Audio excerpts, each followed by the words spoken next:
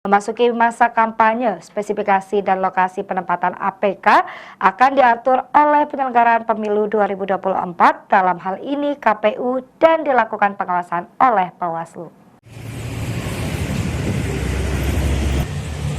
Memasuki masa kampanye pemilihan legislatif yang terjadwal pada tanggal 28 November 2023 hingga 10 Februari 2024. Pihak penyelenggara pemilu akan mengatur spesifikasi dari alat peraga kampanye atau APK. Pengaturan sertifikat APK sendiri dilakukan oleh KPU agar peserta pemilu tidak melakukan kecurangan dalam melakukan kampanye.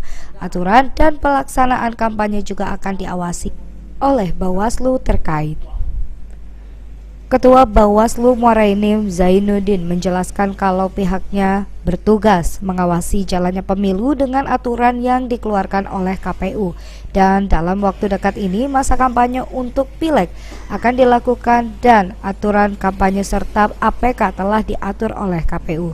KPU akan mengatur APK yang akan disebar oleh peserta pemilu, mulai dari tempat atau lokasi dan titik pemasangan APK, ukuran APK, dan juga gambar yang diperbolehkan dalam APK.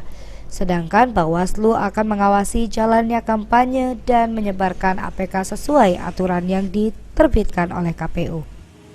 Untuk penindakan seperti saat ini adalah masa-masa sosialisasi. Kita akan melakukan tindakan yang memang melanggar, baik itu Perda maupun yang sudah ada unsur mengajak. Seperti pada saatnya nanti kawan-kawan KPU akan menyampaikan kepada peserta partai politik tentang titik-titik yang boleh dipasang untuk alat peraga kampanye di Kabupaten Muara Enim. Bawaslu dan KPU sebagai penyelenggaraan pemilu meminta kepada seluruh peserta pemilu untuk tetap melakukan kegiatan kampanye dan penyebaran APK harus sesuai dengan aturan. Aturan ini dibuat agar seluruh peserta pemilu bisa mewujudkan pemilu bersih, aman dan damai, tidak menimbulkan gesekan dan gejolak di tengah masyarakat. Mardiansyah, PAL TV.